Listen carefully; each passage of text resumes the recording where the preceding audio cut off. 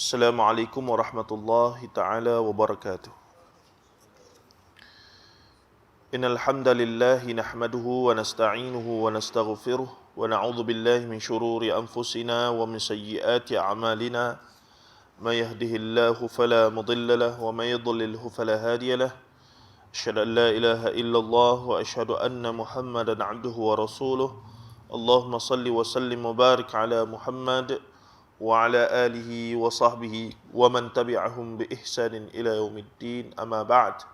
Fa inna asdaqal hadits kitabullah wa khairal hadi hadi Muhammadin sallallahu alaihi wasallam wa syarral umuri muhdatsatuha wa kullu muhdatsatin bid'ah wa kullu bid'atin dhalalah wa kullu dhalalatin finnar. Atau kama qala an-nabi sallallahu alaihi wasallam, la nabiyya ba'da. Alhamdulillah, hadirin para jemaah yang dirahmati Allah Ta'ala sekalian, insya-Allah kita sambung bacaan dan perbincangan daripada buku Khurafat, Tahyul dan Mistik di Alam Melayu, hasil buah tangan ataupun tulisan saya sendiri. Insya-Allah kita sudah hampir di pertengahan perbincangan. Banyak sudah kita bincang dan ulang-ulang sebenarnya, tapi demi sebuah pengukuhan lah. Jadi lepas ni boleh syarah balik lah tuan-tuan ni. Saya ijazah belaka. Khatam ni saya bagi ijazah, boleh syarah balik lah. Baik. Ala kullin, saya baru sampai daripada Perlis. Tolak kedua tadi guna ATS. Ada jemputan daripada ni lah, pejabat mufti Perlis.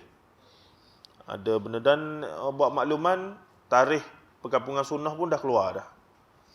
Jadi mereka berstrategi lambat sikit keluar dan maklum tarikh tu. Rupa-rupanya sebelum ni ada juga isu apa? Bila bagi tahu awal tu ada orang pergi monopoli hotel, harga hotel jadi naik. Ada juga isu-isu begitu. Orang bisnes ni biasa. Jadi baru keluar, boleh tengok di page semalam Hadi Akmal ada share. Tarikhnya Mei berapa tadi? Date 26 hingga 28 26 hingga 28. Jadi kalau nak book hotel ke apa semua, boleh rancang dari sekarang lah. Nah, tu awal dah tu beritahu tu. Kalau tak memang Singapura mana turun tu. Dan kita jangka mungkin Indonesia pun turun tahun ni. Sebab di di Perlis ni baru dah siap dah. Dah mula operasi Universiti Muhammadiyah Malaysia. UMAM. Dia panggil UMAM. Dah siap. Cantik daripada Kuwait lagi. Bagi bangunan satu, dia depo duit banyak ni, dia terus. Dah siap dah. Terkejut kita. Rasa baru setahun, 2 tahun lepas dia isytihar. Asalnya nak buat di Pagoh. Zaman Dr. Mazli, Menteri Pelajaran tempoh hari. Dia Pagoh, Tuanku Sultan Johor tak berkenan lah. Maka kita adalah Datuk Mufti ke siapa pergi kata cuba bawa mai Perlis. Jadi daripada Indonesia, dia punya Ketua Umum Muhammadiyah Haidar Nasir turun jumpa bincang-bincang. Boleh di Perlis. Dah siap lah.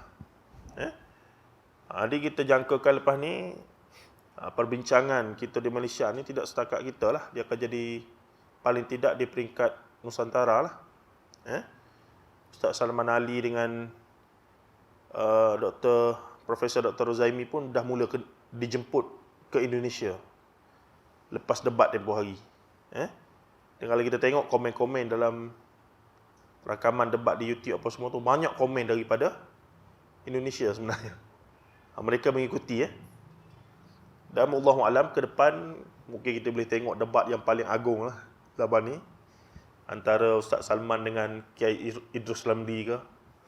Itu memang level saya tak boleh nak bayang lah dia punya tahap perbincangan tu. Hari tu pun nyari-nyari tak faham dah tu. Ujung-ujung tu tak berapa faham dah tu, duk main keluar pelik ni.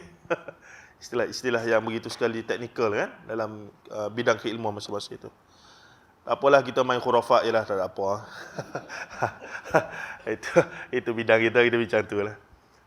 Kebetulan pula tema perkampungan sunnah kali ni membantah syirik, menentang khurafat, begitulah lebih kurang. Kita pun kena dengan aku ni. Tak tahulah depa jemput ke tidak, kita tunggu.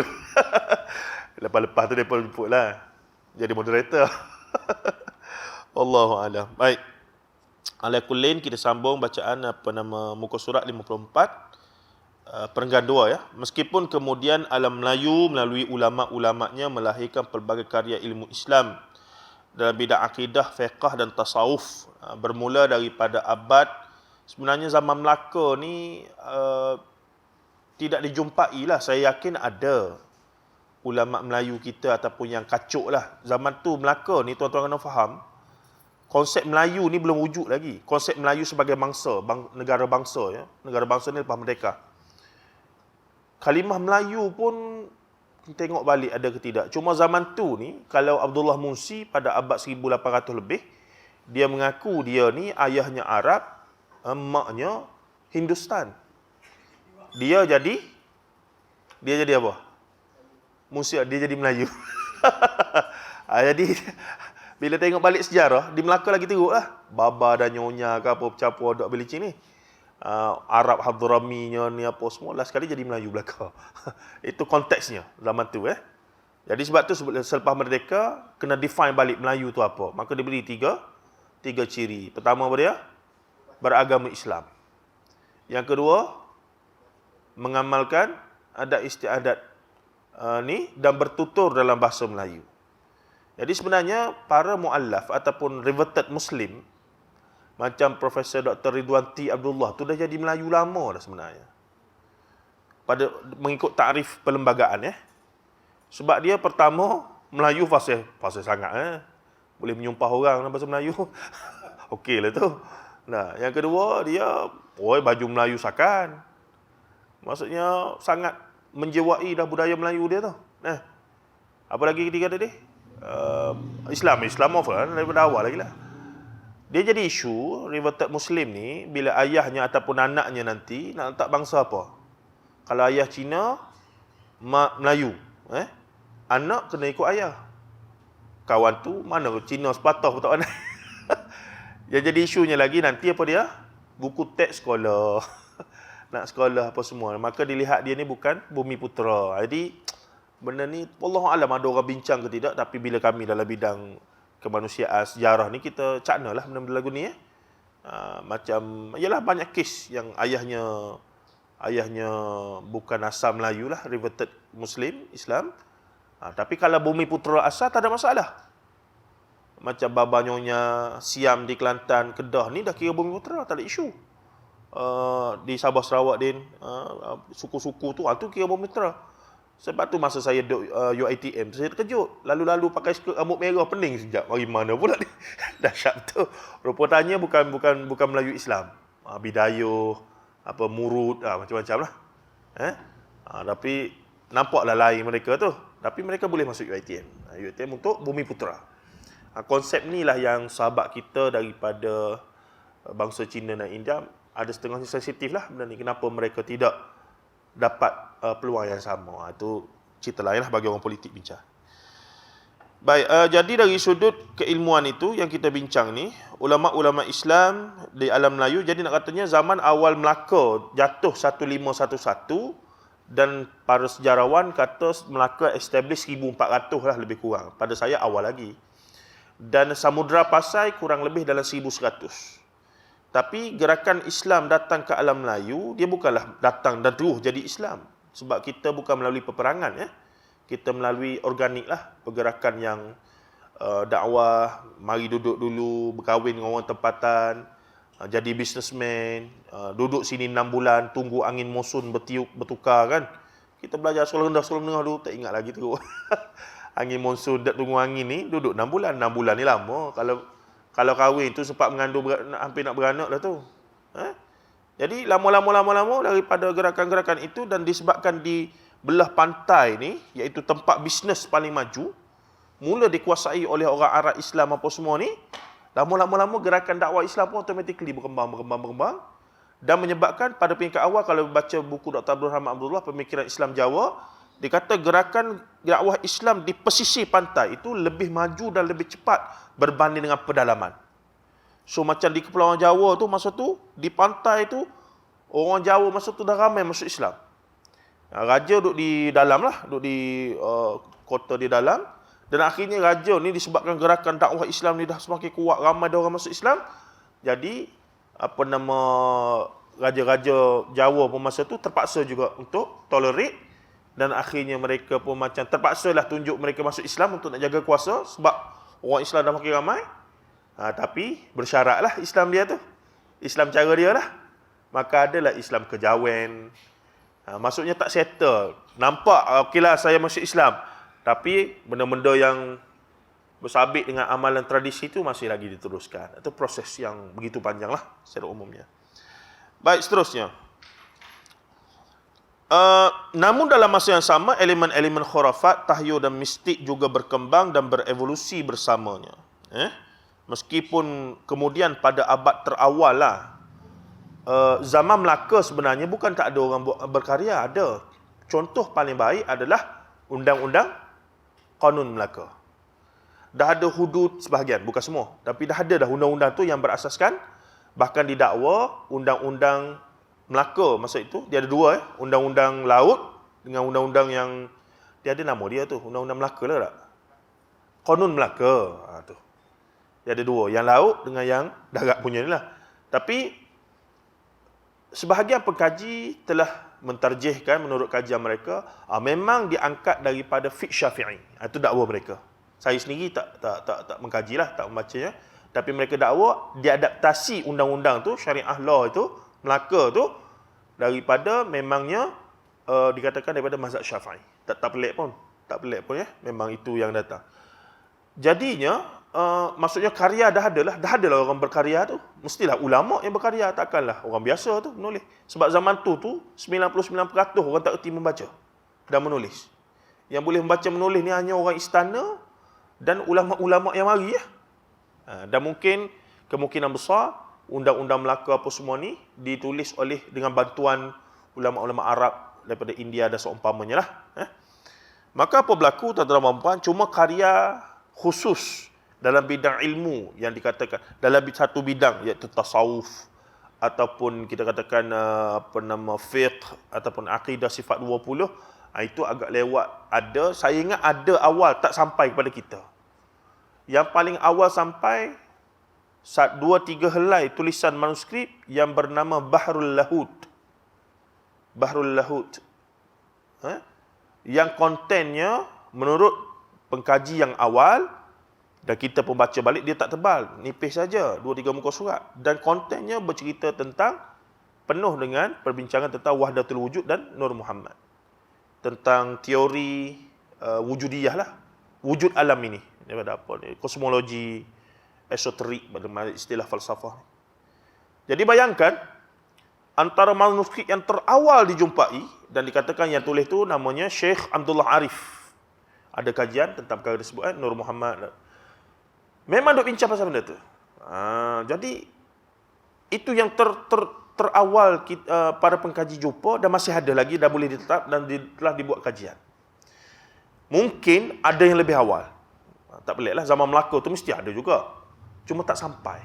Kita ni sejarawan, mereka hanya bekerja pada bukti yang nyata lah.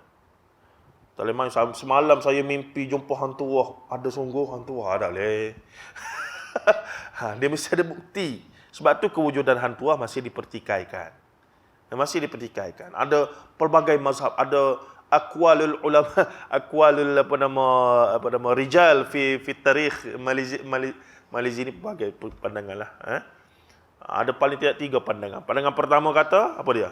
Ada sungguh. Yang ni terima bulat-bulat, ada sungguh, dia hebat, keramat-keramat dia betul berlaku. Telaga dia keramat di Melaka ada, telaga dia keramat di mana? Di Kerisik tu ada. Ada. Sebab apa? Sebab ada dalam hikayat hantu. Sebab apa ada hikayat hantu? Mari pandangan kedua kata, tak ada, memang tak wujud langsung. Itu fiction semata-mata, rekaan. Macam orang tulis novel hari ni. Berat juga tu dakwaan tu. Pandangan ketiga pada saya yang paling mu'tadil, yang saya terima sanak dia ni daripada masa saya belajar master di Sejarah dan Tamadun Islam di API oleh Profesor Madya Dr. Tatiana Denisova. Orang Rusia yang mahir dalam baca, tapi dia punya ni. Tapi bila saya tanya, betul ke hantu ni wujud? Dia kata, hikayat ni, nama dah hikayat. So, kena faham lah. Tapi tak nafikan ada fakta-fakta sejarah di dalamnya. Cuma gaya penulisan dulu, hikayat. Itu yang jadi pada kisah Nabi dan Rasul yang saya kaji tu. Kisah Nabi dan Rasul, kisah Quran. Tapi bila mereka bercerita menulis, jadi hikayat. Maka bila hikayat ni ikut dan dia nak tambah lagu mana? Itu yang habis licin. Jadi dari satu perspektif sastra, itu kreativiti. Perspektif kita di Dirasat Islamiyah, itu memang karut-marut lah. Penyelewengan lah. Tahrif bahkan. Penyelewengan. Jadi apa berlaku masalah hantu tadi, saya sambung sikit. Masalah hantu ni pandangan ketiga kata, Laksmana Melayu yang hebat ni ada sungguh. Cuma nama apa sebenar tak tahu. Dan mungkin bukan seorang, ramai pun Laksmana Melayu yang hebat ni. Kalau tak ramai macam mana empire Melayu Melaka jadi hebat apa semua? Mesti ramai orang hebat. Secara umumnya. Cuma watak hantu dengan 5 sekawan, mengamuk apa semua tu, setengah penggaji telah dakwa. Cerita yang sama ada dalam hikayat Hindu sebelum zaman Islam. Mari. Satu. Yang kedua, terbaru Profesor Dr. Ahmad Adam, pakar sejarah daripada pergi UMS, orang Melaka, duduk UK lama. Jadi dia tulis beberapa buku untuk kritik tentang kewujudan hang tuah. Dia kata hang tuah ni, perkataan tuah tak pernah wujud dalam korpus penggunaan orang Melayu sehingga abad 18-19 dah baru ada kalimah tuah yang merujuk kepada nasib yang baik. Sedangkan hikayat hang tuah tu awal lagi 1700, 1000 nak zaman awal Tun Sri Lanang lagi lah. Nah, jadinya dalam tulisan Jawi, tuah tu tawau ha. Tuah. Wassalamualaikum. Fadal. Tuah. So dia kata, pertama orang yang baca hang tuah ni bukan orang Melayu, bukan pengkaji Melayu, tapi Shalabiya. Shalabiya ni Mak Saleh. Apa nama, orientalis lah yang mengkaji sastra Melayu. Kita punya pernah datang jadi pegawai bernama ni resident British semua, dan dia minat sastra ni, dia buat kajian. Jadi dia yang mula-mula invent bacaan hang tuah tawawha tu sebagai hang tuah, dan orang lain semua ikut belaka, taklid. Dia kata bacaan yang sebenar adalah hang tuha. Tu dia tawawha dah bagi hata. Hang tuha. Sebab tuha ni, hari ni perkataan tua orang Melayu itu adalah daripada perkataan tuha ataupun ketua atau ketuha. Macam kita lah, saya, apa dia? Sahaya. Itu asalnya. Jadi kata, dalam tu, watak hang tuah tu dicipta. Namanya hang tuha. Adalah lekir, lekiu, apa semua tu, jebat. Menarik. Sebab dia kata, Mak Saleh yang baca teks asal hikayat hang tuah ni, mereka tidak mahir dalam bahasa Kawi ataupun Sanskrit, iaitu bahasa Jawa kuno, yang banyak pengaruh dalam hikayat Melayu awal. Begitu juga mereka tak ada latar belakang penyerapan istilah-istilah Arab yang banyak dalam bahasa Melayu. Begitu juga bahasa Farsi. Maka bila dia buat begitu, bergaduh seakan. Ramailah profesor lain marah dia. Awak profesor, kami profesor juga. Nak katanya khilaf ni bukan dalam masalah Wahabi tak Wahabi saja. Dalam segala bidang khilaf, tuan-tuan. Bahkan saya pernah ingat cerita Ustaz Ali Uthman masa saya ambil diploma Usuluddin tu. Ustaz Ali Uthman hafizahullah taala, dia mengajar kita Al-Iman wal Haya Syekh Dr. Yusuf Qardawi. Dia mengajar tu, dia ni orang gerakan Islam awal, Ikhwan Muslimin Mesir apa semua, kawan-kawan dia belaka. Dia balik terlibat dengan Ikram apa semua tu. Jadi ringkas cerita, bukan Ikram, awal lagi bernama Jim. Tapi ringkas ceritanya, dia pernah cerita satu masa ada kawan dia sakit, dan doktor ni bila mari scan apa semua, CT scan apa semua, nak bedah, tak nak bedah. Pakar A kata kena bedah. Pakar B kata tak payah, ubat saja. Dia duk mengajar ni, dia kata jadi doktor pakar ni pun khilaf, dia kata. Khilaf nak bedah ke tidak ni. Jadi benda tu memang kita dicipta oleh Allah untuk berbeza. Jadi tugas kita mencari titik persamaan pada benda yang boleh kita bersama dan agree to disagree lah. Tapi benda yang tak boleh beda, usul akidah, usul ibadah lah, tak boleh. Tegas. Dalam masalah furu'iyah, dalam masalah kita kata ni bolehlah, memang dibenarkan berbeza dan kena berlapan. Bahkan yang terbaru ni ada istilah yang lebih tepat sebenarnya, bukan lagi titik pertemuan, titik penerimaan. Lebih tinggi daripada titik pertemuan adalah titik penerimaan. Bersedia menerima keperbezaan itu. Kalau boleh sampai tahap ni, banyak masalah selesai. Banyak selesai masalah. Dan kita boleh move forward lah dakwah kita ni. Nah, baik, katanya lagi di sini. Jadi itulah karya-karya terawal yang dikarang oleh ulama-ulama Melayu kita ni. So, bidang yang paling banyak ulama Melayu kita mengarang kemudiannya daripada abad 16, 17, 18, 19. 18, 19 tu Syekh Fatani dah tu. Awal bermula daripada Fansuri. Fansuri tak banyak kitab. Dia banyak syair. Syair perahu lah, syair tu, syair ni. Yang banyak pengaruh wahdatul wujud lah. Wujudiyah, batiniyah. Kemudiannya datang Ar-Raniri di Aceh abad 16, 17. Kemudian munculnya Syamsuddin As-Sumatrai. Kemudian muncul seorang tokoh yang penting, Abdul Ra'us Singkil. Ini semua di Aceh. Polemik wujudiyah muncul. Karya-karya dah mula muncul dah. Karya tasawuf makin banyak. Akidah, sifat 20. Dan Syekh Abdul Ra'us Singkil, ada tesis saya baru baca ni, dia datang selepas perbalahan yang besar antara Ar-Raniri yang memfatwakan sesat mulhid, bahkan kufur kepada pengikut-pengikut Hamzah Fansuri dengan Sumatrai. Bahkan dipancung, dibunuh, bahkan dibakar semua kitab yang dikatakan ada unsur wahdatul wujud mulhidah. Yang mulhid, yang kufur lah. Tapi dalam masa sama Syekh Nuruddin terima wahdatul wujud. Tapi versi dia. Ada di situ polemik yang saya duk membaca untuk nak faham apa sebenarnya korang nak bergaduh ni. Yalah, benda zaman beratus tahun dulu. Kita cuba nak dapat gambaran yang lebih jelas, yang adil secara akademik. Apa yang berlaku sebenarnya. Cuma peristiwa penting dan sumbangan pada Syekh Abdul Ra'us Singkil, bermula zaman dia lah. Dia ni sedar, kalau dia teruskan legasi Fansuri dengan Sumatrai, iaitu menerima secara totok apa yang Ibn Arabi datangkan, dia juga akan bermasalah. Kerana polemik masyarakat dah dahsyat masa tu, membunuh semua. Raja terlibat. So dia ambil sikap, cuba untuk rekonsiliasi dia panggil, untuk nak gabungkan dua aliran. Dia nak lenturkan. Ini yang setengah pihak tengok, ini kebijaksanaan. Saya duk tengok, ini bukan kebijaksanaan, ni macam apologetik. Itu perspektif saya lah, setakat ni saya duk baca kata.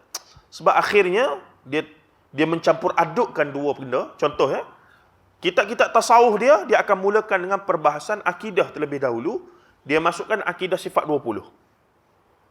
Jadi para pengkaji dia yang setuju dengan dia akan kata, tengok Syekh Abdul Ra'us Singkil telah buat satu pembaharuan, iaitu kitab tasawuf tidak terus bincang tasawuf terus. Kena mesti mula dengan akidah dulu. Itu hujah dia. Jadi bila bincang kitab akidah sifat 20 Allah wujud qidam baqa mukhalafatuhu lil hawadith qiyamuhu bi nafsihi wahdaniyah qudrat hirada ilmun hayyan sama' basar kalam qadiran muridan aliman hayyan sami'an basiran mutakalliman ni. Ingat jangan main. Ingat. Tapi suruh bahas, suruh syarah tak boleh. Takluk, duk main takluk tak boleh. Ingat tu sebab nasyid apa dah? Nasyid raya ada. Jadi apa berlaku? Jadi soalannya mesej Syekh Abdul Ra'us Singkil ni, dia cuba nak kata, menurut pengkajian Dr. Ridwan Arihan, sampai tadi baru habis baca buku ni dia kata seolah-olahnya Syekh Abdul Ra'us Singkil bawa satu pembaharuan lah, reformis lah dia ni, pembaharuan. Dia cuba nak gabung, harmonikan tu istilahnya.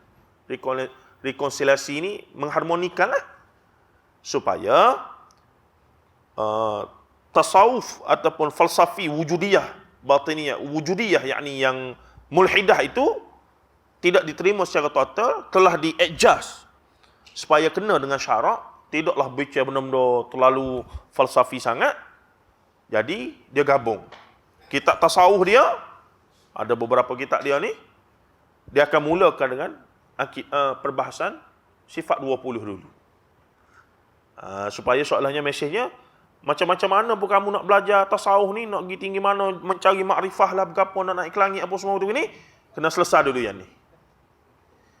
Tetapi dalam masa yang sama, dia masih lagi merujuk, menjunjung, mengagumi Ibnu Arabi. Jadi saya duk pening, apa benda sebenarnya ni? Ini adalah kebijaksanaan ke apologetisme? Apologetik lah. Jadi macam nak mengaku betul-betul terima, kena rapi. Kita adjust sikit. Dan itulah yang berlaku pada Tok Bomo, pawang kita yang kita duk bincang selama ni. Dan itu saya jumpa Ustaz Ahmad Ikram semalam. Dia hantar saya pun tadi ke saya bicaranya. Saya sebutlah dapatan baru saya ni. Dia pun kata itulah yang berlaku dalam Kristian. Sehingga Kristian akhirnya jadi 3 dalam 1 dalam masa 200 tahun. Itu sebab apa? Sebab bila berhadapan dengan falasifah, ada tokoh-tokoh yang kata beginilah, kita cari jalan tengah. Sedangkan isu sekarang akidah.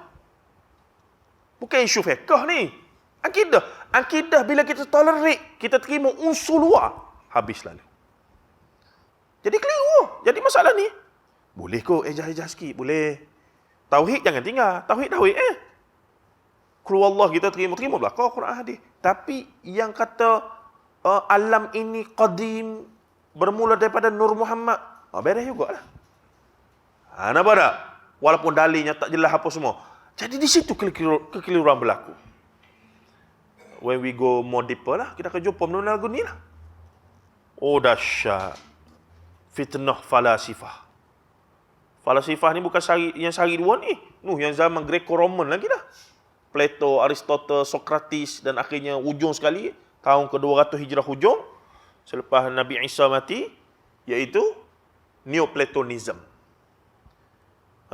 Plotinus nama tokoh dia. Ini benda-benda yang kalau kita mengaji Quran Sunnah saja tak jumpa lah, tuan-tuan. Tapi inilah syubhat yang kita duk lawan selama ni. Jadi dengan kita tak kenal benda ni, kita duk bagi ubat saja, penyakit kita tak tahu, kadang-kadang kita overdose, tu jadi overdose tu. Kadang-kadang kurang sangat, kadang-kadang overdose. Jadi kena penyakit sungguh-sungguh dalam bab ni. Kita terima kasih macam-macam mana pun saya kena sebut pada sahabat kita daripada Sidang Kalam. Dia akhirnya puzzle yang saya duk cari jawapan, kenapa alam Melayu ni Islam lagu ni. Minat Islam lagu ni. Minat Islam jenis terbang-terbang, duk khoyak. Kenapa lagu ni?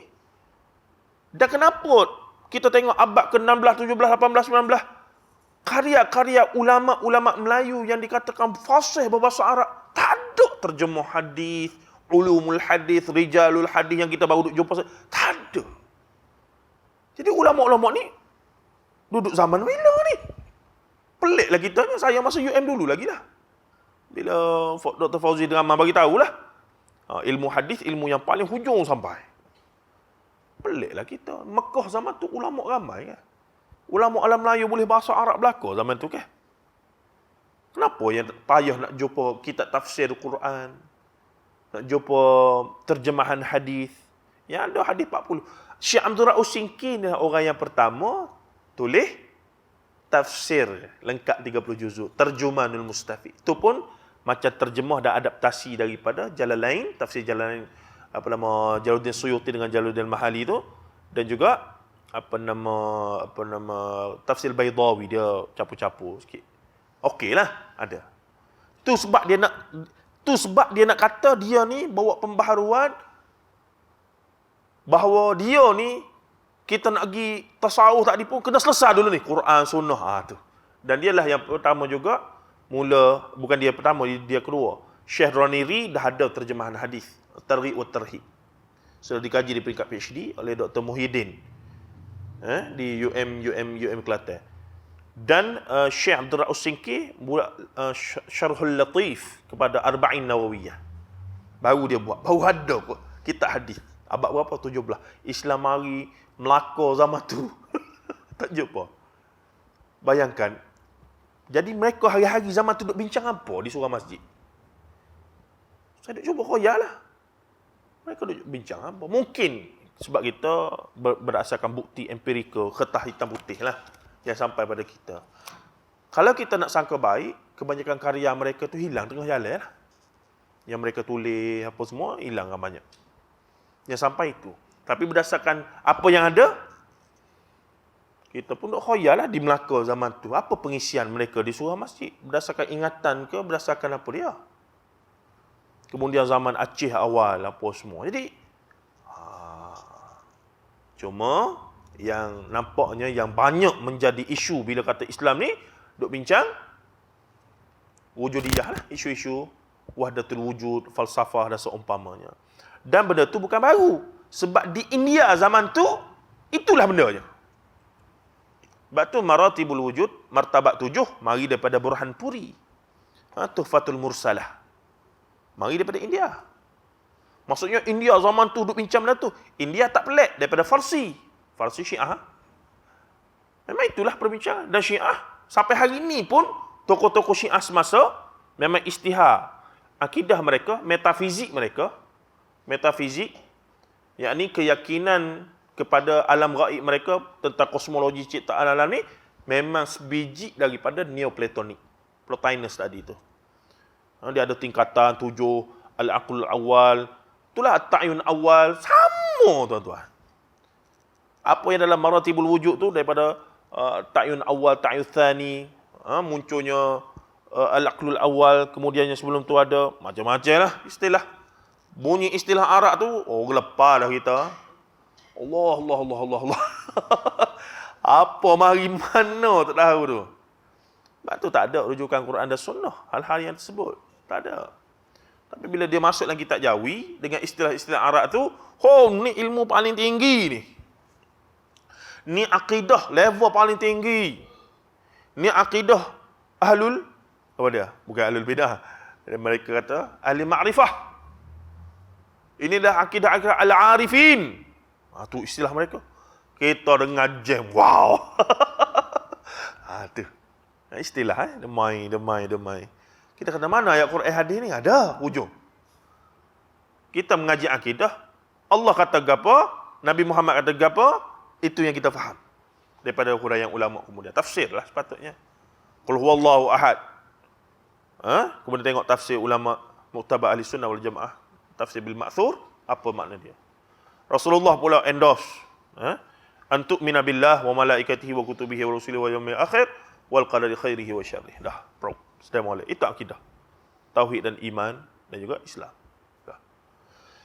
Hadis inilah benda-benda syubhat-syubhat yang kalau kita kena, insya-Allah barulah kita faham kenapa pentingnya untuk menegakkan sunnah. Tidak kita main boleh, capus sikit boleh belaka. Asalkan kita jangan tinggal akidah kita. Semaya baik jangan tinggal, tauhid jangan tinggal. Marilah syubhat lagu mana, beres belaka. Dan ini yang berlaku pada akhirnya dalam masalah tawasul istighatsah apa semua ni. Kemuncaknya kalau seru nama si fulan boleh asalkan niat minta dengan Allah. Kalau dah begitu keadaannya, kata Syekhuna Syekh Samah Mufti, semalam punya kuliah saya ada di Masjid Alwi semalam. Dia ulah benda tu. Dia kata kalau begitu, segala benda agama boleh jadi tak betul. Orang ni masuk kuih sembah, tokong apa, pokok apa. Kita kata, apa sembah tu? Tak. Saya meminta kepada Allah. Zahir saja nampak lagu ni. Hakikat sebenar saya minta, jadi semua agama betul lah. Jadi, inilah dia punya bibit-bibit yang akan membawa bila kita sangat tidak berhati-hati dalam masalah yang sering diperselisihkan, iaitu tawassul, istighatsah dan seumpamanya. Walaupun akhirnya para ulama, contohnya Qardawi rahimahullah ta'ala, memang masukkan perbincangan tentang istighatsah dan tawassul ni dalam bab fiqh doa. Dan khilaf itu diraikan pada asasnya. Tapi kemudian praktikal realiti masyarakat yang jauh daripada panduan sunnah itu sangat dahsyat lah. Sangat dahsyat. So hari ni kalau orang tanya, istighatsah boleh ke tidak? Saya kata boleh. Istighatsah pada Allah. Aghithna ya Allah. Selesai masalah. Yang jadi masalah apa dia? Aghithni ya Rasul. Masalah. Kenapa minta dengan Rasulullah tu? Aghithna ya Allah. Nak pada Allah direct lah. Lepas tu tawassul tak boleh? Boleh tawassul sunnah yang 3 tu. Nak why nak doa pada Allah direct? Yang nak tawassul sangat, nak istighosah sangat ni kenapa? Lepas tu syirik Tak, kita tanya soalan, kena jawab tu. Kenapa nak sangat tu? Sebab kalau awak lawan, awak Wahabi. Itu sebenarnya. Kalau awak tak setuju, awak Wahabi. Itu sebenarnya. Allahu Rabbi ya Karim. Baik, katanya lagi. Ini adalah sebuah, jadi bila karya-karya Islam kemudian muncul, saya sebutkan tadi, panjanglah cerita di Ahlus Sunnah yang panjang. Saya memang tulis, itulah sebahagian daripada tesis PhD saya. Dan kita tengok perkembangan tersebut, unjuran-unjuran ulama-ulama bermula daripada karya sastra, kemudian jadi dia panggil sastra kitab. Bermulanya era penulisan para ulama terhadap ilmu, iaitu akidah, tasawuf dan juga fiqh ni, para pengkaji sastra menamakan ia sebagai era penulisan sastra kitab. Sebab mereka tak kaji konten. Mereka tak kisah sahih ke tak sahih dalam tu. Dia kira ini semua adalah ada bahasanya, ada kecantikan sastranya. Sebab tu dia letak nama sastra kitab. Dia tidak kisah hadis sahih ke tak sahih ke, betul ke tak betul dalam tu. Sebab tu kitab sihir pun tiba-tiba jadi kitab turah yang dirujuk muktabar ni. Syamsul Ma'arif Al-Kubra, Tajul Muluk, itu semua kitab-kitab sihir tu. Tapi disebabkan diterjemuh dalam tulisan Jawi, tersebar. Ada tuku-tuku pergi baca, duk beramal pula dah jadi. Panggil toyo, panggil tu jadi tu. Mari. Jadi. Nak bagi saya, boleh bagi ilmu tu. Duduk seorang-seorang mana-mana lah bilik, panggil. Mari kawan tu. Dia memang duk tunggu kita panggil dia. Dah kita panggil, mari sungguh lah. Adalah. Ada belaka tu. Dulu orang siapa-siapa nak jadi tukang beromoh, tok beromoh, tukang sihir, baca Syamsul Ma'arif Al-Kubra, karya Al-Buni, yang para golongan itu anggap sebagai tok wali tu. Wali. Kita pening. Kawan ni memang mengaku dia pergi India belajar sihir. Dia pergi India memang belajar sihir, belajar benda-benda batiniah apa semua ni. Balik kawan ni kata, bukan kata ulama, wali. Pening kita. Masalah tu. Al-Buni, Ahmad Al-Buni. Baik, katanya lagi apa dia. Jadi sia seiring. Banyaknya kitab, banyaknya juga penyerapan-penyerapan tadi. Saya sampai satu tahap kata, Allahu Akbar. Alam Melayu ni, alhamdulillah, nasib baik dah bertukar jadi Islam tu. Tapi bila tengok Sarawak hari ni, saya sebut tadi. Sarawak hari ni, kalau kita pergi, siapa pergi berdakwah di sana, Ustaz Mu'in apa semua. Dia punya tahap kefahaman Islam tu dan pengamalan bercampur aduk tu macam kita dalam 80-an, 70-an lagi. Bercampur aduk tu. Dan mereka tak boleh buat apa. Sebab pejabat agama kekal dengan status quo tradisional tu. Bila begitu, kita. Mereka pun tahu benda tu tak betul. Tapi tak boleh nak push.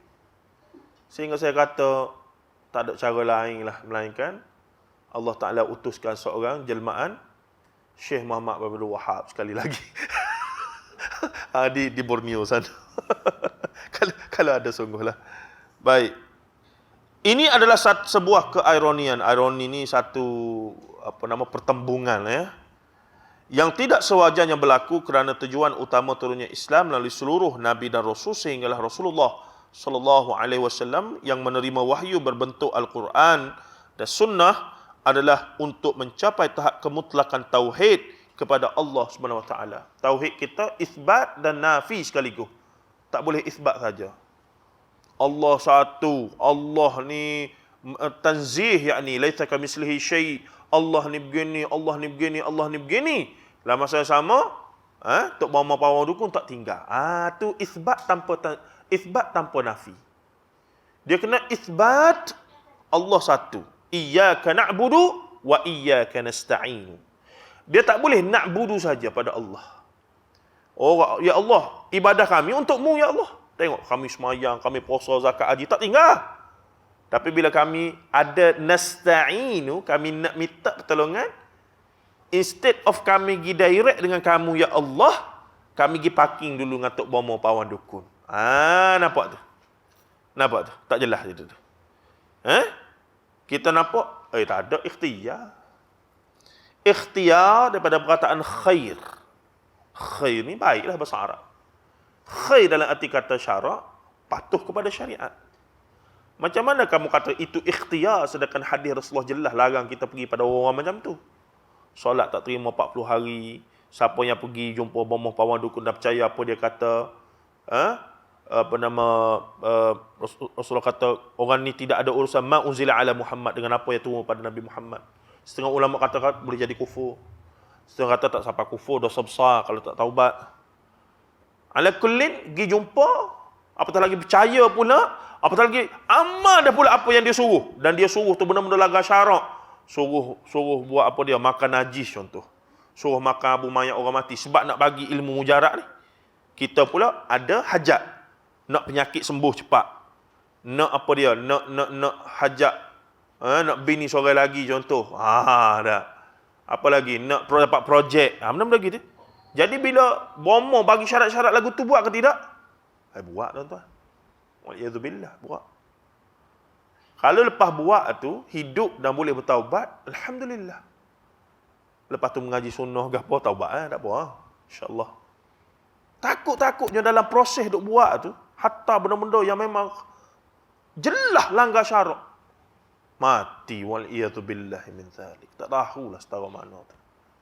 Kita pun tak berani kata lah. Tapi, yang kita khawatir, dalam proses dia duk ikut apa yang bomoh-bomoh tu bagi, syarat-syarat nak ilmu dia jadi tu, yang tidak patuh syar'i ni, tiba-tiba mati.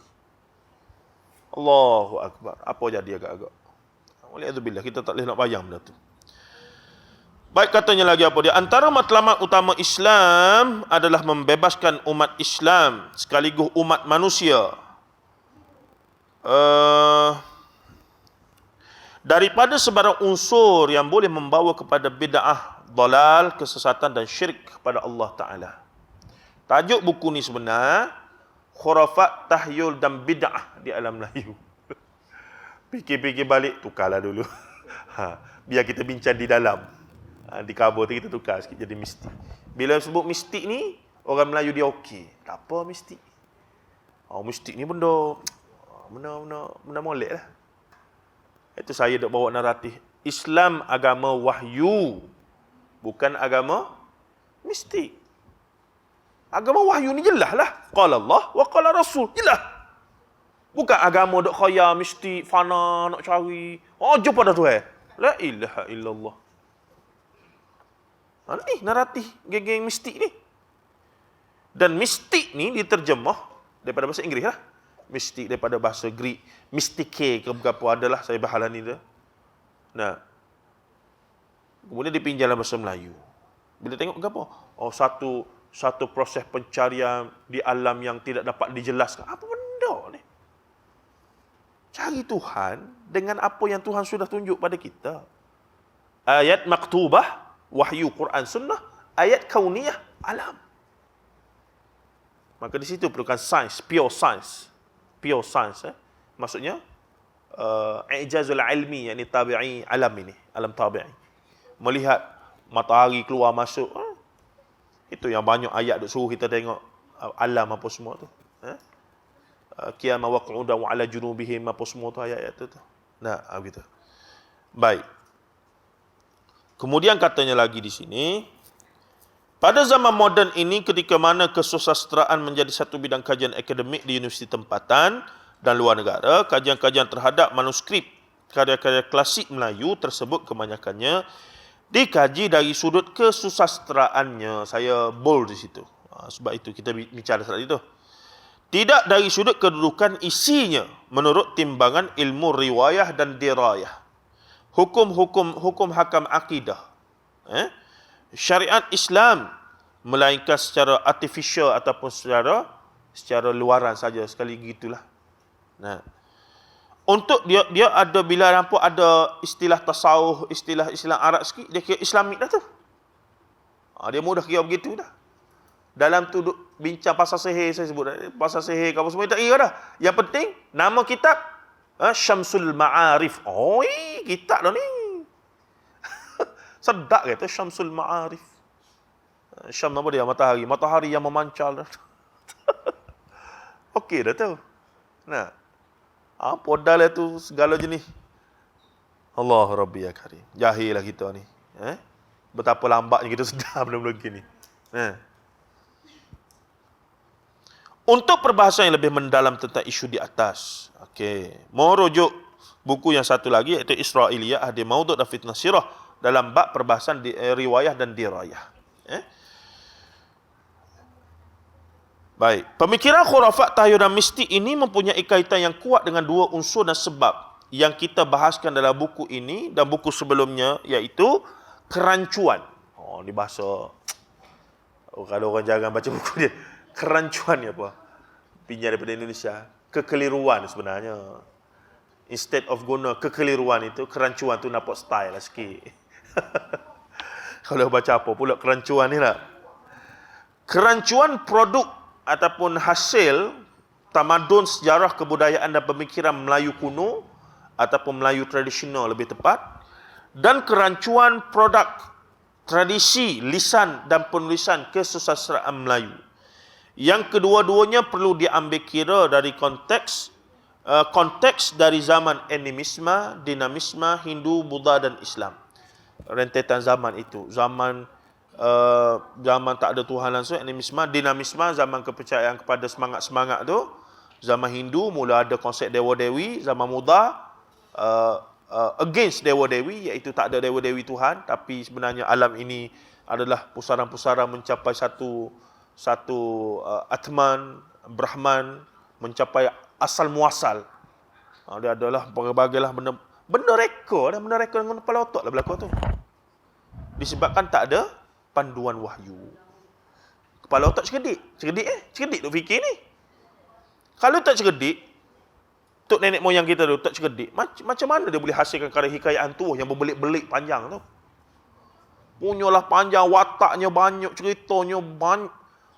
Kita nak tulis satu muka surat letak jawatan pun pening. Last kali Google bagi contoh surat letak jawatan. Ni boleh tulis. Dahsyat lah tuan-tuan. Fakta yang betul mungkin dalam 10-20%. Yang dia tambah tu kreatif. Luar biasa. Dari aspek itu ya. Baik, sekali lagi. Sejatinya, ini pengaruh saya baca buku sejarah yang ditulis oleh seorang sejarawan Kelantan. Nama pena dia Ahmad Al-Fatani. Ahmad Fathi Al-Fatani. Itu nama pena dia. Nama sebenar dia lain. Ustaz kita panggil Ustaz Ahmad. Ahmad tu. Nama sebenar dia apa? Tak ingat. Tapi bila baca buku dia tu, dia lenggok ni lah. Sejatinya. Instead of sebenarnya. Sejatinya. Jadi, orang duk baca buku saya ni, dia marah lah. Apa Ustaz duk main? Itu ikut akulah, aku punya style. Awak nak macam awak tulis sendirilah. Maksudnya, sajalah nak bagi satu. Dia kata, ni kan.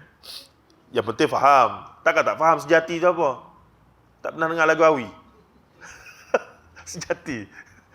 Sejatinya, pemikiran khurafat, tahyul dan mistik ini masih berfungsi dengan aktif tatkala melibatkan, sebagaimana yang kita bahaskan dalam bab 1 dan 2 yang lalu, apabila seseorang Islam atau bukan Islam itu, yang pertama ada hajat yang dianggap ikhtiar, yang mahu diperolehi sama ada dengan cara betul atau salah.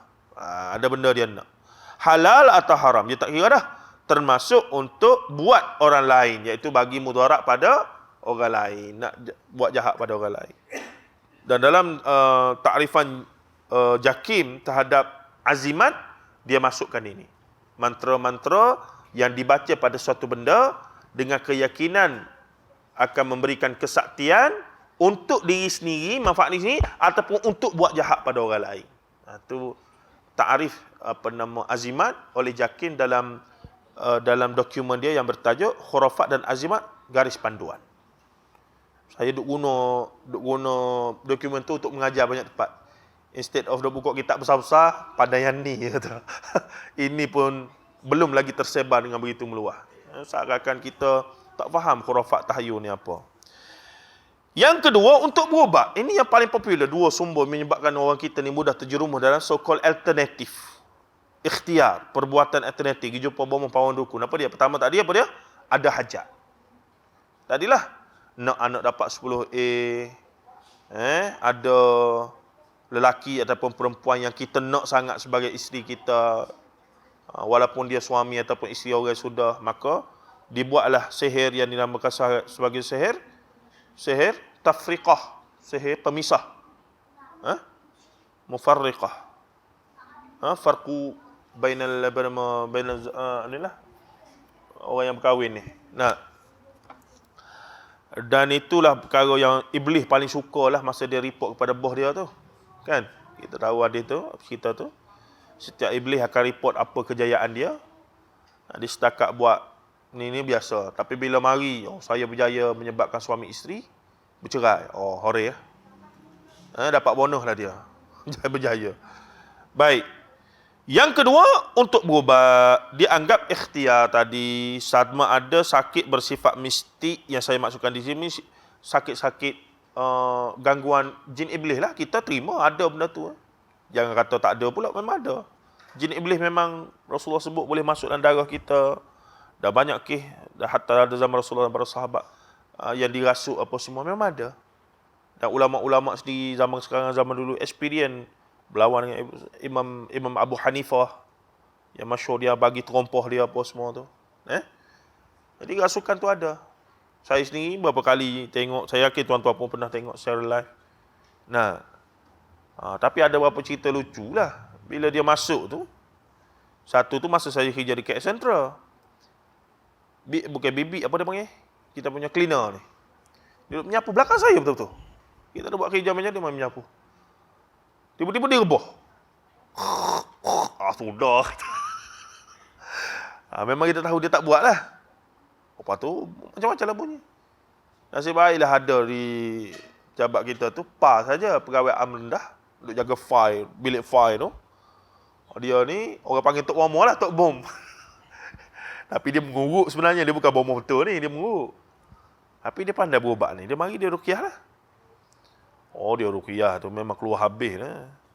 Dia duk panggil kita, Ustaz marilah tolong ni. Ustaz kita, takut aku ni. Aku tak belajar.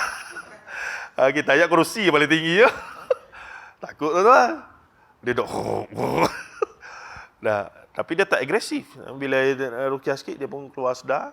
Benda tu boleh masuk balik. Duduk lama dengan dia ataupun dia memang duduk dalam tak keluar langsung. Dia satu proses yang panjang. Setengah orang tu bila jin duduk dalam tu, payah nak keluar tu. Dan tipu daya, masuk panjang cerita. Tapi ada. Dan jin tu bercakap Indonesia. Maka tak mungkin dia adalah jin warga negara Malaysia. Tak mungkin. Memang dia bercakap Indonesia. Satu masa, pakcik saya ni menantu Ustaz Ghazali Hasbullah, Darul Atiq. Kecil-kecil dulu kita pergi. Setahun sekali, hujung tahun kita pergilah kursus situ. Situ ni pula Ustaz Ghazali Hasbullah, rahimahullah ta'ala, semoga Allah ta'ala ampunkan dia. Dia ambil bekas penagih-penagih dadah ni untuk pemulihan. Melalui zikir apa semualah, guna tarikat guna zikir-zikir macam-macam. Kita pergi duduk situ. Duduk sekali dia orang tu. Duduk tengok. Mandi telanjang apa semua. Pening kita. Mandi pun mandi kolam gitu. Dia dalam Atik tu di mana? Dekat dengan Kuala Lumpur Baru. Ustaz Zaidi Abdullah tu pakcik saya lah. Adik pada ayah saya. Jadi bila kita pergi tu, satu masa, salah seorang ni orang Kelantan. Saya duduk di bilik dia masa tu. Masa rehat tu, pergi duduk bilik dia. Bukan. Dia duduk di rumah dia lah, rumah pondok dia tu. Tiba-tiba ada orang mari cari seorang ustaz di masjid. Kata kawan ni tengah menggerutu lah. Ustaz tu panggil kita. Sebab ramai-ramai budak tu kita pandai baca Quran sekali. Panggil lah kita pergi. Kita pergi tengok, nak tergelak. Dia duduk. Dia kata, kau baca ayat kursi. Kita baca lah. Kita tak erti. Dia duduk mengelupur. Masa tu darjah berapa? Dia kata berapa baru nak. Masalahnya, kemudian dia dialog lah dengan jin tu. Ustaz tu tanya, datang daripada mana ni? Amba mari daripada Golok. JCF. JCF petani, boleh bercakap Kelantan. Dan dialog tu berlaku berapa lama? Dan lepas tu memang dia jin tu keluar lah, so-called keluar tu, dia pun sedar tu. Memang nampaklah terpinga-pinga. Dia tak boleh nak tolak, memang ada tu. Dan satu teori lagi adalah jin ni pun dia ada warga negara, dia ada dia punya lokaliti apa semua. Dah pernah sampai cerita pada kita, tak tahu sahih ke tidak cerita ni, adalah ada orang yang kena masuk jin siam, betul-betul siam ni. Jadi bila hantar ruqyah ke apa semua ada kesan, tapi tak boleh nak deal dengan dia. Tak boleh nak cakap tak. Jadi bila panggil ustaz apa semua ada kesan, tapi sebab dia tu kuat sangat kalau lagu mana, jadi tak boleh keluar. Sebabnya tak boleh deal dalam bahasa yang difahami. Last sekali gilah jumpa, terpaksa lah pergi jumpa siapa dia. Tok Cha. Tok Cha main kelungkelak siam sekejap keluar. Sebab faham bahasa. Yang ni wallahu alam, yang ketiga ni teori ni setepat mana. Sebab kita meyakini kalau baca Quran dengan ruqyah yang betul akan memberi kesan pada jin yang buat jahat. Mesti. Cuma tadi dalam kes ni dia kata ada kesan, cuma tak selesai habis. Dia sakit lah, menderita lah dia tu, tapi tak lepas.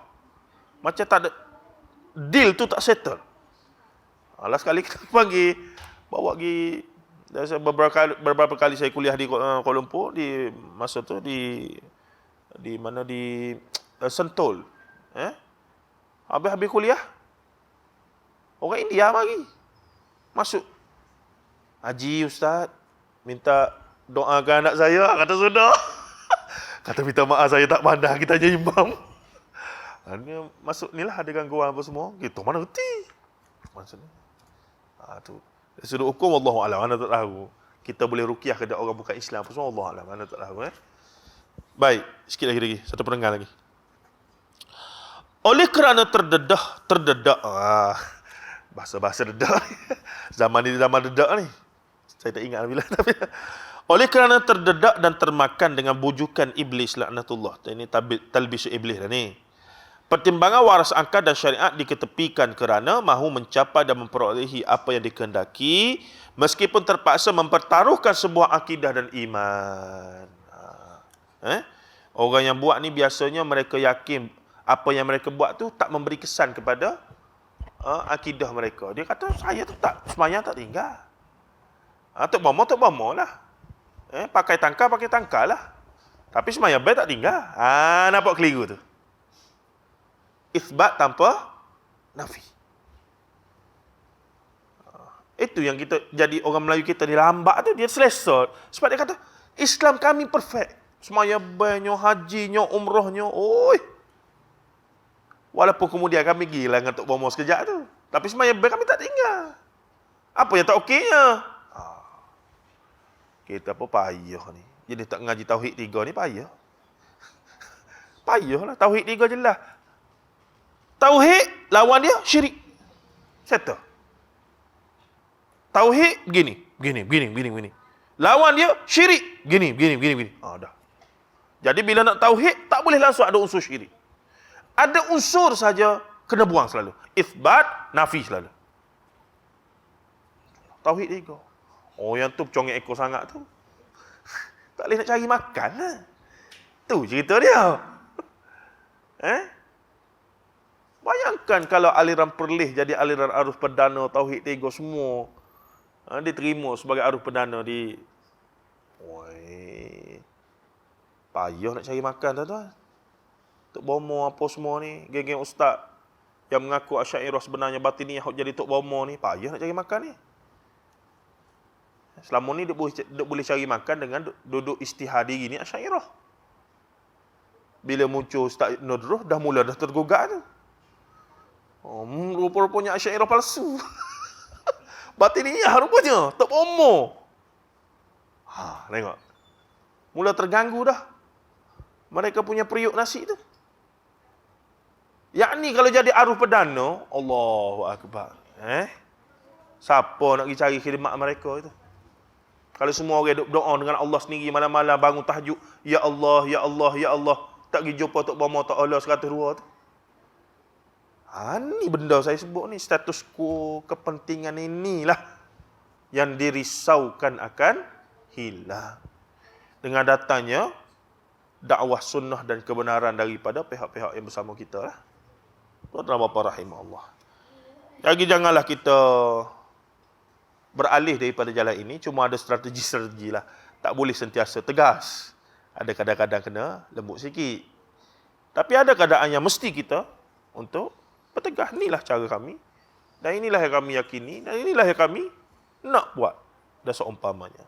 Akhir sekali di sini. Jadi di sini kita cuba bahaskan isu-isu yang berkaitan, bersumberkan faktor-faktor yang bersifat merakam kepercayaan dan ritual bersabit dua faktor di atas dan cuba kaitkan dengan kesemasaan sama ada ia masih wujud atau tidak pada zaman sekarang ini. Wallahu alam. Ada soalan kah? Ya. Mu'tazilah daripada Wasil bin Atta'. Asal ceritanya Wasil bin Atta' ni murid kepada Hasanul Basri. Bila Hasan Basri ni duk mengajar tentang satu bab iaitu orang Islam yang mati, dosa banyak, fasik yakni tak sempat taubat, masuk neraka. Bila masuk neraka, setelah habis dibakar, maka boleh masuk syurga. Wasil bin, itu akidah ahli sunnah wal jamaah. Syairah dengan salafiyah tak beza bab ni. Wasil bin Atta' tak setuju. Dia kata masuk neraka dengan dosa besar, dia tak boleh terima bahawa orang tu bila dah habis dibakar, dia punya dosa tu, dia ada peluang lagi masuk syurga. Tapi tu hadis sahih. Itu masalah kita ni, bila hadis dah sahih, nak hujah apa lagi nya? Tapi Wasil bin Atta' ada idea dia. Barangkalilah saya sangka baik, dia berpegang, kalau kita terima benda ni, maka umat akan main-main. Tak apa buat dosa besar pun, nanti kita boleh masuk syurga. Dan memang benda tu berlaku pun. Memang ada pun golongan yang dipanggil murji'ah kemudiannya, yang mereka tak risau buat dosa besar sebab bagi mereka dosa besar tak bersabit dengan murji'ah dia. Tapi masalahnya, idea kamu dalam kepala otak yang kamu duk fikir baik itu against nas yang sahih lagi sarih. Sebab tu Islam ni dia ada SOP. Bila bagi ada jelas dalam Quran dan Sunnah qat'i, akal pun tak boleh pakai dah. Tu bila kata Isra' Mi'raj, jelas ada dalam Quran dan disokong oleh hadis. Ala ra'si wal 'ain iman. Dan iman tu mengatasi logik akal lah.